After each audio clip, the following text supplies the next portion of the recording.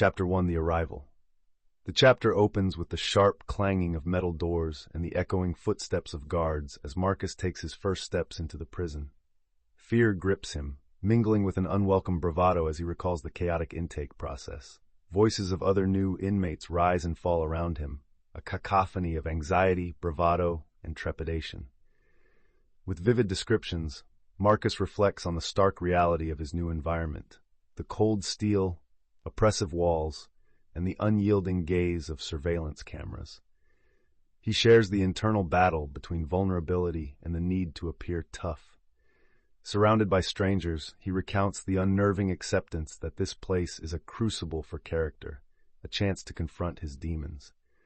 As Marcus contemplates the choices that led him here, the sound effects of rattling chains and distant shouting underscore the gravity of his situation, immersing the listener in his tumultuous journey of self-discovery.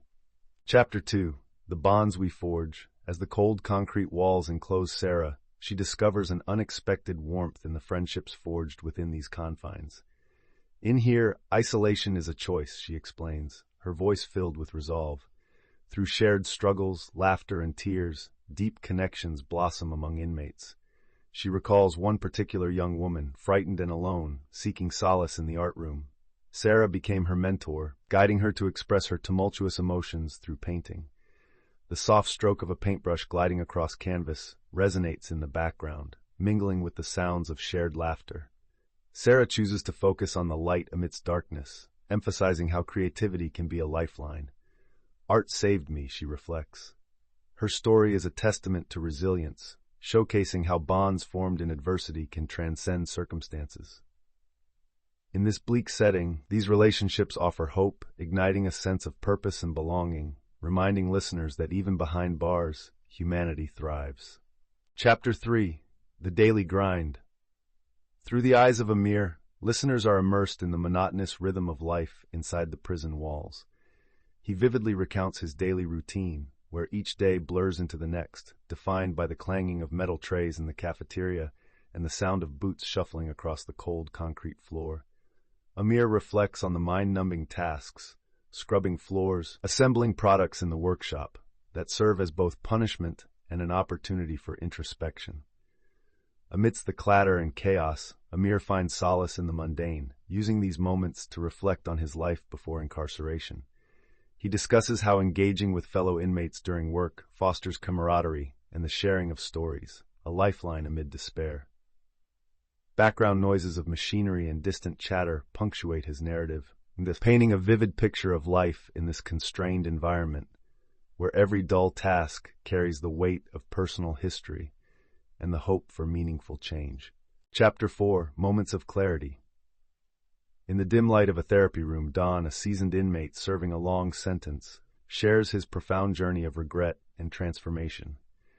As he speaks, the soft murmur of fellow inmates resonates in the background, punctuated by the occasional rustle of chairs and the sighs of reflective souls. Don recounts the day he first confronted the weight of his past decisions, scenes of family gatherings and laughter, juxtaposed with the harsh reality of his isolation. Each word drips with vulnerability as he reflects on the pain he caused and the yearning for redemption. The atmosphere thickens with emotion as stories of heartbreak and healing unfold, revealing the raw humanity within these walls.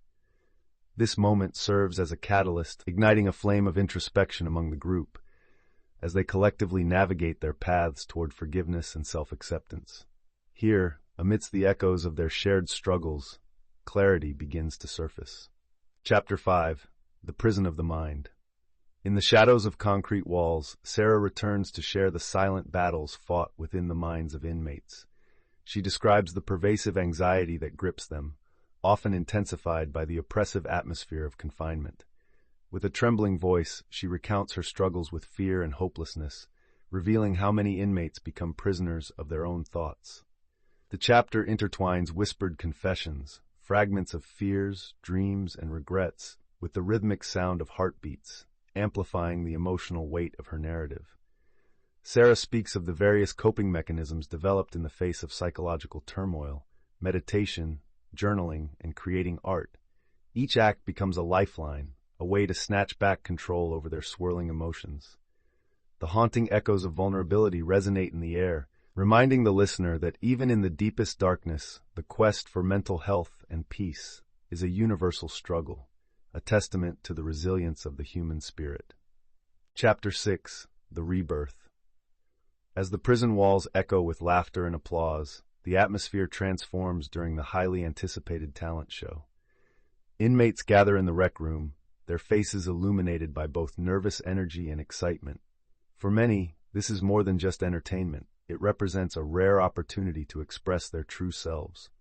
Amidst the sounds of spoken-word performances and soulful melodies, we hear the stories of resilience and creativity that flourish behind bars. Amir captivates the audience with his raw poetry, reflecting on his journey from despair to hope, while Sarah plays a haunting melody on the guitar, her soothing voice resonating in the hearts of her fellow inmates. The clapping and cheers create a symphony of support that lifts spirits. As the chapter closes, each inmate shares what freedom signifies to them, their heartfelt words echoing a shared longing for redemption and new beginnings. This transformative night serves as a powerful reminder of their potential, igniting hope within their confined lives. Chapter 7. The Long Road of Regret.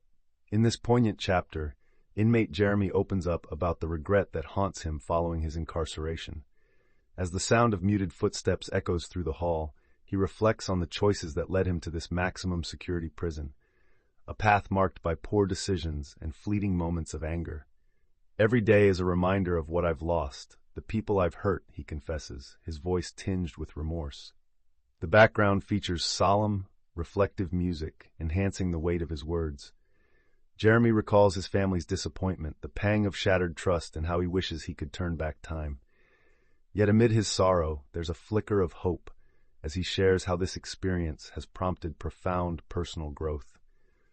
I want to change, not just for me, but for them, he declares, leaving listeners with a powerful message about the potential for change and the long journey toward redemption. Chapter 8. Family Ties. In this poignant chapter, inmates come together to share their experiences of maintaining connections with family while behind bars. We hear from Robert, who reflects on the bittersweet joy of receiving letters from his daughter, a lifeline that keeps him grounded. The sounds of distant phone calls provide an intimate backdrop, with moments of laughter and shared memories, highlighting the warmth of familial bonds even in the cold confines of prison. As he speaks, the ambient noise of a bustling visitation room sets the scene, filled with muffled conversations and the sound of footsteps. Robert's voice trembles with emotion as he recounts calling his daughter on special occasions, the pain of not being present, contrasting with the hope that their relationship will endure. In this chapter, the power of family emerges as a source of strength and motivation, serving as a reminder of the love that exists beyond prison walls. Chapter 9. The Role of Education. Meet James, an inmate who has transformed his incarceration into an opportunity for growth through education. In his narrative, James shares how he first stumbled into the prison classroom out of boredom, but quickly realized that knowledge was a key to unlocking his potential and shaping his future. He reflects on the thrill of learning, the camaraderie built with fellow inmates, and the hope that education brings amid despair. Listeners hear the sounds of pencils scratching on paper and the low murmur of discussion, punctuated by occasional laughter, creating a vibrant classroom atmosphere. James recounts the importance of mentors and instructors who believe in their capabilities, which fuels his determination to earn a degree. As he speaks, the tone shifts to one of aspiration, emphasizing how education ignites dreams and fosters resilience, reminding everyone that even behind bars, the pursuit of knowledge can light the way to a better tomorrow. Chapter 10. The Struggle for Identity. Claire's voice echoes with a mixture of vulnerability and strength as she recounts her search for self amid the bleakness of prison life. In here, you're often defined by your past mistakes, she reflects, pausing as the sounds of her fellow inmates shuffle in the background, their murmurs creating a canvas of shared experience. Claire shares how labels like criminal and inmate threatened to drown her true self, but through introspection, she began to peel away those layers. Amidst the rustling of papers and faint sounds of contemplation, Claire discovered art as a means of self-expression. allowing her to reclaim her identity piece by piece. Each brushstroke told a story I needed to share, she explains, her voice imbued with passion. As the chapter unfolds, the ambient sounds shift to a quieter atmosphere, emphasizing the profound realization that true identity transcends past choices. It's about the journey of self-discovery, resilience, and redefining one's narrative. Chapter 11, Finding Faith. As the clanking of metal bars fades into the background, several inmates gather in the dimly lit chapel, sharing their stories of spiritual awakenings. Claire, her voice tinged with vulnerability, recounts how faith became her refuge amidst despair. In here, you realize how fragile life is, she reflects, the weight of her words resonating against the cold stone walls. The soft rustle of prayer books and gentle whispers create an intimate atmosphere as she speaks of late-night prayers and the solace they provided. In a corner of the chapel, another inmate, James, shares his experience of connecting with a higher power, saying, "I found strength I didn't know I had." Ethereal music swells in the background, enveloping the narrative in a deeply spiritual ambiance. As they speak, the inmates bond over their shared struggles and newfound hope, illustrating how faith can be a guiding light, even in the darkest of places. Chapter 12, The Weight of Consequences. In a dimly lit corner of the prison yard, inmate Brian reflects on the far-reaching effects of his actions. With a voice thick with regret, he recounts the day he made a choice that altered the course of his life forever. "It wasn't just me who suffered. It was my family, my friends, everyone I loved," he says, the weight of his words heavy in the air. The ambient sounds of birds and distant shuffling feet juxtapose the gravity of his narrative. As he shares how his crime shattered his relationship with his children, listeners can hear the faint echoes of laughter, memories now tinged with sorrow. "Every day I wake up reminded of what I lost," he continues, his voice shaky yet resolute. In a moment of clarity, Brian speaks of accountability and the commitment to make amends, understanding that healing must begin within the self.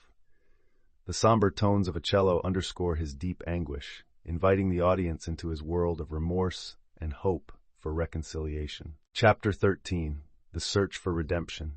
In the dim light of the common area, several inmates gather to share their aspirations for redemption, each voice echoing the same yearning for personal growth and forgiveness. Among them, Jason, a middle-aged inmate with deep-set eyes, opens up about his commitment to change, recounting how he has begun to craft a new version of himself through reflection and mentorship. "Every day is a chance to rewrite my story," he says, his voice steady yet filled with emotion. Ambient sounds of quiet murmurs and the scuff of shoes on concrete create a backdrop to their heartfelt discussions. Another inmate, Maria, shares how she has taken up poetry as a means to express her remorse and hopes. "I want my words to heal, not just for me, but for those I've hurt," she reflects. The chapter is infused with uplifting music, symbolizing the collective desire among the inmates to seek redemption, highlighting the human spirit's resilience.